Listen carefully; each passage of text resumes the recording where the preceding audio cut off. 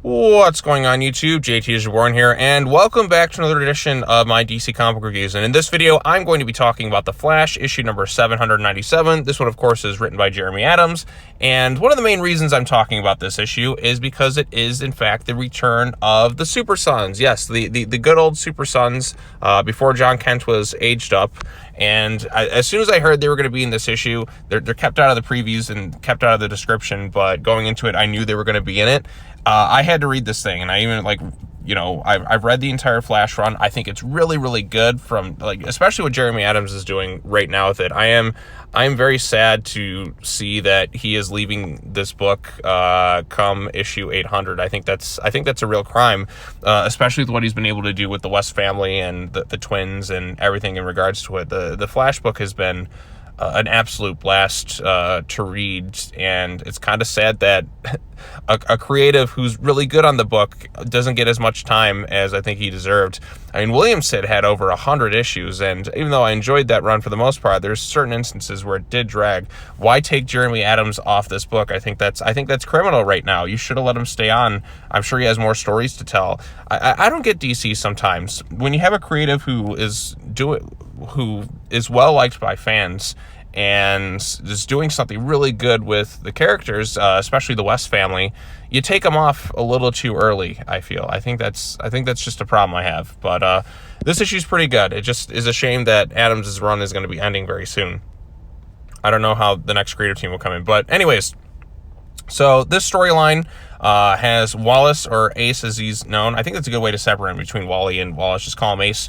Ace West is tasked with babysitting the twins and Maxine, who's, the daughter of Animal Man, if I'm not mistaken. And then they get whisked somewhere into time. They come across Knives Maroney, who is a character who they met earlier on.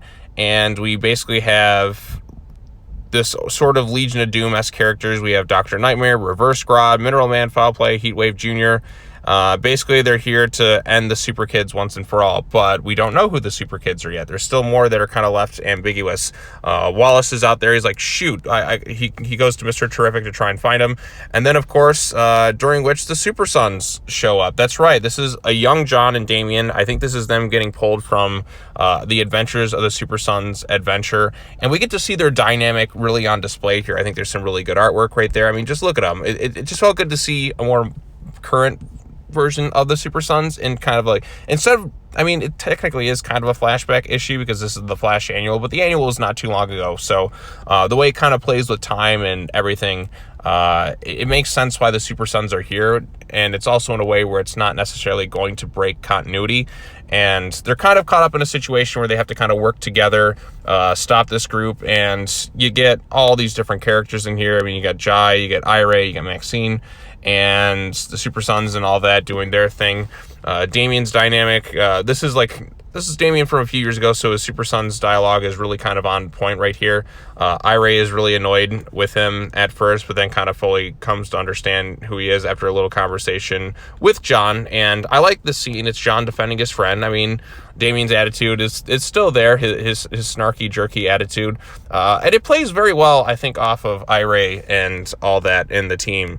But then once she has her conversation with John, she fully kind of understands. And while Damian still has his ego and that on display, they ultimately kind of thank each other and say their goodbyes.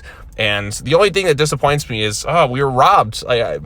Getting a taste of this now and just thinking what we could have had instead of just aged up John and kind of what they went which direction with the Super Sons for a few years. Damian's obviously in a better place now, but just seeing where it is now and just seeing their younger versions kind of interact with, the West kids and all that, I think it just works so well. You have something kind of special here, and then there's kind of a tease for the next story arc, which I hope the Super Sons are back for, because you can't just give me them in this one little issue and not expect me to want them in the next follow-up. But like I said, the dynamics work pretty well. I feel like this is kind of a weird comparison, but it kind of reminds with the main three, if you will, in the story, because Jai and Maxine, that kind of take a little bit more of a backseat.